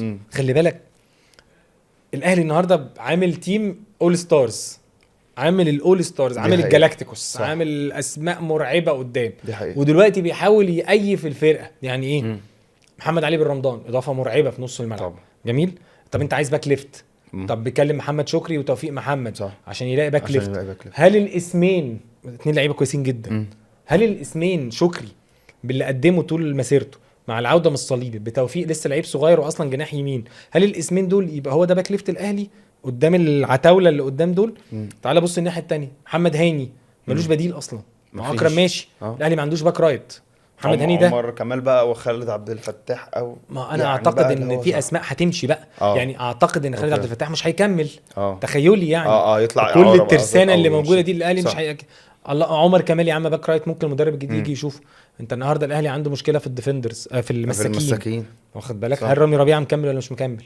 عشان موضوع العقد. ياسر يقال انه خلاص اشرف داري اوكي. فالاهلي النهارده بيفكر يجيب ياسين مرعي بتاع فاركو، والمناسبه لعيب كويس. بس كل اللعيبه دي ما تقدرش تقول ايه الاهلي هرجع عبد المنعم فانت مطمن امان، صح، فاهم؟ على نفس الكاتيجوري وخلاص الراجل انت عارف. لكن ياسين مرعي لسه هيخش، اسلام سامي لو جه اي اسم من الاسماء الجديده لسه مش عارف، لسه بيتكلم على عمرو الجزار بتاع المحل، هل هو ينفع؟ فهنا الجالاكتيكوس ده محتاج كمان مدرب يعرف يدور الاسماء دي والعب متوازن ازاي. وانت رايح تلعب كاس عالم، هتلعب اول ماتش قدام ميسي، وانا هنا عارف ان انتر ميامي فرقه مش قويه كفرقه، لكن في الاخر هي الفرقه فيها ميسي وسواريز والونسو واسمه ايه ده قصدي، البا وسيرجيو بوسكيتس، فاهم؟ خوردي البا قصدي، وبيشتروا كام لعيب صغيرين بقى لهم فتره. بس في الاخر انت هتلعب قدام اسم مرعب وهتلعب في اجواء صعبه. فانت النهارده الاهلي في الماتش ده مش هيلعب بالتشكيل اللي احنا بنحطه، يعني مش هيحط مروان وعلى شماله تريزيجيه، مثلا مروان بن رمضان، امام، تريزيجيه، زيزو، وسام. دي فرقه فيها 6 لعيبه بتهاجم او 5 لعيبه بتهاجم، مش هيلعب في دوري، مش هيلعب في كاس العالم للانديه كده، صح. بس هيبقى عندك دقه قويه قوي، هتعدي كاس العالم. تيجي تلعب الماتش اللي وراه مثلا مع مش عارف بالميراس ولا بورتو، مش فاكر الترتيب. مش كل الماتشات انت ما بتلعبش في الدوري، بورتو بالميراس اخر ماتش يعني قصدي انت ما بتلعبش في الدوري، فمش هتعرف تحط ال6 7 لعيبه اللي بيهاجموا دول كلهم مره واحده. طب حمدي فتحي هيلعب فين؟ هيلعب مكان مروان؟ طب ما حمدي ممكن يرجع مساك، صح. في قصدك عنده تمام. بس انا قصدي في الاخر ايه، المدرب الجديد ده جاي هتيجي تقول له ده انا جبت لك لعيبه، ما هو ما يعرفش اللعيبه، ومش اللعيبه دي في المناسبه دي ما ينفعش كلها تلعب مع بعض، صح. لكن الاهلي لو جه لعب قدام فرقه من منتصف الجدول في الدوري، اقدر اقول لك حط مروان مثلا وبن رمضان وامام وزيزو وتريزيجيه وسام، اضغط يا عم، تلعب قدام فريق يعني ميد تيبل في الدوري، هتنزل تكبس. لكن لما تلعب ماتش قدام الزمالك وبيراميدز مش هتلعب كده اصلا، غير لو هو مدرب دي افكاره وانا دي طريقتي وده اسلوبي اللي هو انا بلعب كله اول اوت اتاك وخلاص. وملتزم قوي ان امام عاشور بيروح ويرجع، ان رمضان بيروح ويرجع، او ان فرقه اجريسيف، فاول ما بخسر الكوره برجع اضغط تاني، بجيب الكوره وبحرم الخصم منها. دي قصه يعني متشعبه قوي، فاهم قصدي؟ صح، ما انا فاهم. لا انا فاهم قصدك. هيبان ايه الشكل يعني، لكن نسبه النجاح من الفشل مع كامل احترامي، ولا كان حد يتخيل ان مانويل الجوزيه زمان هيجي الاهلي هينجح النجاح المبهر ده، ولما يمشي من الاهلي ما يعملش حاجه، ولا كان حد يتخيل ان كولر مدرب معروف وكان مدرب منتخب النمسا يجي ياخد السنه وبعدين يحصل الغطس بتاع ان الناس تقلب على كولر القلبه دي طبعا. عشان خسر بطوله وشكل الفرقه مش حلو طبعا. ان اي مدرب بيطول بيجي عليه سبوت بيبقى وحش. يعني مفيش مدرب بيقعد طول الوقت طول حياته. ده جوارديولا يا جماعه بيتسفلت، صح، فاهم؟ بس هو كان غريب ان انت يعني معاك ادوات وفي حاجه، يعني في حاجه، في تحس ان الموضوع دخل في عند بتاع كولر شويه. الموضوع ده يعني في عند، الموضوع ده في مدرب فقد الثقه في نفسه، والاداره فقدت الثقه فيه، فبالتالي اللعيبه بقت عارفه ان انت قاعد مساله وقت وخلاص، وهو عمل مشاكل مع اللعيبه. وفي جزء يتحمله كولر، يا كولر يتحمل انه بقى حريص زياده عن اللزوم، ان اختياراته في اللعيبه ما كانتش موفقه في وقت كتير، ان قفشه ما يقعدش كل الوقت ده، ان ما تدوش اي فرصه من الفرص دي كتير جدا جدا يعني. صح. ان في ماتشات كان لازم يبقى مجازف اكتر من كده. النهارده كابتن عماد النحاس بس ظبط الفرقه هجوميا، بيلعب ماتشات اول ماتشين مش مع المنافسين الاقوياء قوي، لكن بتروجيت كان عامل ماتش كويس على الاهلي كويس تمام صح. لكن انت في وقت محتاج اللعيبه تسيب لها ايه، شموا نفسكم فاهم. أيوة. ارجع العب أيوة. البيزك وشموا نفسكم. مظبوط. فكولر كان عنده غلطات، كان عنده غلطات دي بس دي النقطه يعني اللي هو بس. وغلاوتك لو كان بس كرة اللي ياسر ابراهيم ما جاتش في كعب رجله ودخلت، كان زمان كولر رايح كاس العالم للانديه. صح ده صح. عادي لا جدا. لا صح كان رايح كاس العالم للانديه عادي جدا صح. جدا يعني. فعشان كده ما تقدرش تقيم مدرب في مصر وهو جاي تقول ده هينجح ولا مش هينجح هيعمل فاهم. عشان مش عارف يعني فيتوريا هو جه مصر ما نجحش مثلا، وفيتوريا اسم كبير طبعا يعني. صح دي حقيقه. انت شايف اصلا الاهلي كان في حاجه لكل الصفقات دي مع بعض؟ انا بشوف زياده جدا. حلو قوي ان انت يبقى عندك فرقه قويه قوي. بس انا بشوف ان في وقت من الاوقات الاهلي هيبقى عنده مشكله طبعا. يعني في تريزيجيه وبن شرقي في نفس بحسين مثلا، لسه مش عارفين حسين شحات وطاهر. احنا بننسى طاهر. وطاهر عامل ماتشات كويسه قوي، موسم تحفه تمام. عامل موسم تحفه. اللعيبه بقى اللي جايه بضجه دي، زيزو. هل زيزو ده يقبل يطلع في الدقيقه 60 والدقيقه 65 وما يلعبش ماتش ويبدا يقعد احتياطي وبتاع؟ هو في الزمالك ما كانش بيطلع.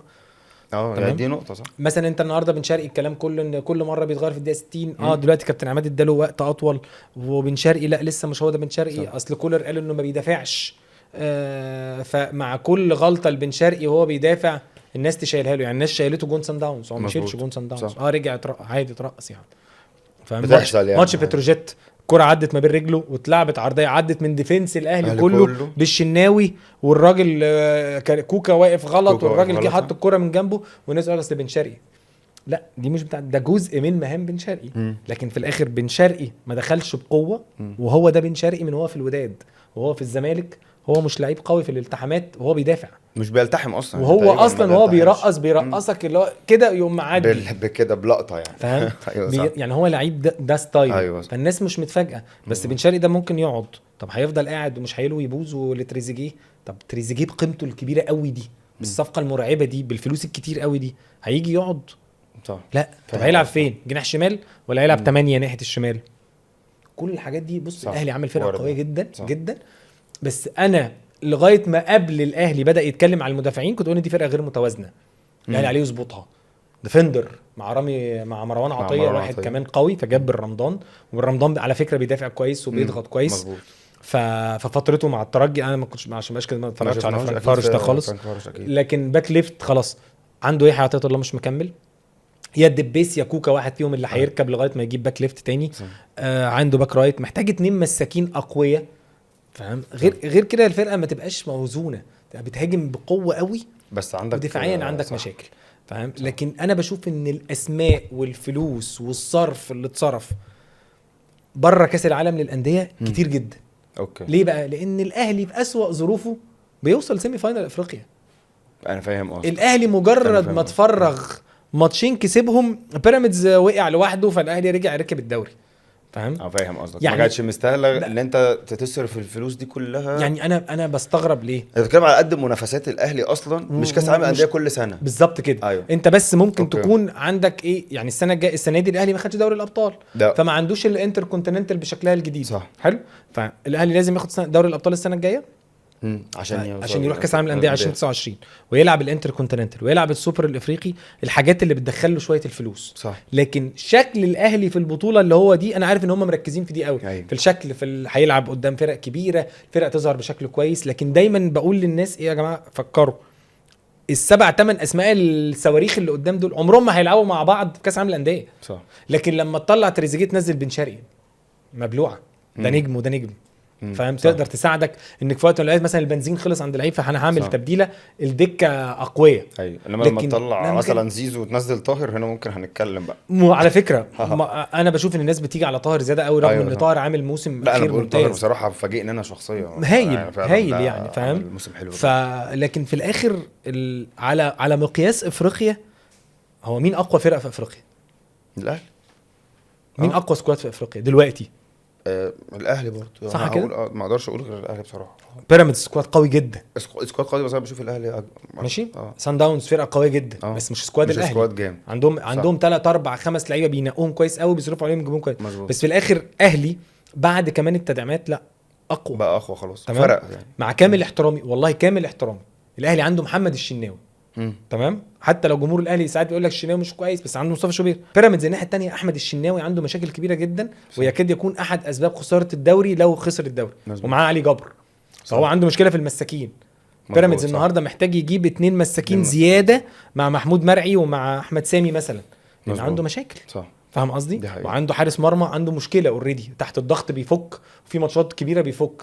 ومين الحارس الثاني؟ شريف اكرامي عنده 41 سنه، وخلاص تقريبا الولد الوحيد البروميسنج في مصر كحارس مرمى هو سيحه، راح الاهلي. مظبوط، صح. فالاهلي النهارده بيعمل فكره على فكره كويسه جدا، هو راح جاب سيحه، معنى كده ان حمزه علاء ماشي. صح كده. هيروح بقى بيراميدز، يروح الزمالك، يطلع فرنسا، ما اعرفش. بس انا قصدي في الاخر ايه، الشناوي، شوبير لو شوبير مكمل، حمزه علاء، مصطفى مخلوف بقى لازم يطلع. صح، ما تقعدوش بقى جنبك، طلعوا عرب، خليه يلعب. ما هو سيحه ده نور ازاي لما المقاولين العرب طلعوا يلعب عرب، فالولد لعب نور وهكذا بقى. فاهم؟ فيعني اعتقد ده تخيلي على مجموعه صفقات الاهلي، لكن صفقات طبعا مين يبقى عنده قدره ان يجيب الاسماء الكبيره دي وما يجيبهاش يعني. اصلا انا بالنسبه لي تريزيجيه دي صفقه يا جماعه، دي صفقه عالميه. انا فاهم كويس قوي ان دي صفقه جماهيريه جدا، بس تريزيجيه، لكن تريزيجيه دي صفقه تقيله قوي قوي. وخلي بالك بقى دي صفقه جماهيريه، وصفقه ممكن تفرق مع تريزيجيه في مستقبله فيما بعد كادر طبعا. وهيبقى تاني لو ربيع ما كملش، هيبقى غالبا تاني كباتن الاهلي بعد الشناوي. مظبوط. وفي وقت من الاوقات هتلاقي تريزيجيه ده الليدر، ده هيبقى رمز من رموز الجيل ده اللي راح كاس العالم للانديه مع الشناوي. تريزيجيه اسم كبير في الكوره في مصر بكل تاكيد يعني. دي حقيقه. كابتن اسامه، انا اتبسطت جدا بالحلقه معاك حبيبي يا رأفت، والله وكان نفسي نقعد يا باشا وان شاء الله نكررها باذن الله. يعني طبعا هي دي اتاخرت شويه، بس احنا عايزين احنا بقالنا كتير جدا بنظبط مواعيدنا. والله انا عارف ان انا متعب، بس لا والله غصب عني. احنا بنصور في مصر الجديده وكابتن اسلام في الشيخ زايد. لا هو مش والله طبعا الموضوع بيبقى صعب شويه يعني. أنا الشغل والماتشات والمواعيد ومواعيدنا، فاهم؟ فحقك عليا اني اتاخرت. لا طبعا ولا اي حاجه، انا اتبسطت وشرفتني ونورتني، ودايما ناجح وموفق، ودايما بتمتعنا كده على الشاشه. ربنا يكرمك، وان شاء الله هنتقابل قريب باذن الله. والله باذن الله انا اتشرف، وربنا يكرمك، مكسر الدنيا. ربنا يخليك، ودايما من نجاح لنجاح يا رب. ربنا يخليك يا رب يا كابتن اسلام. شكرا لكم، واتمنى تكون الحلقه عجبتكم. ان شاء الله استنوني في حلقه قريبه، وضيف جديد وضيف تقيل في بودكاست جاسوس الملعب. مع السلامه.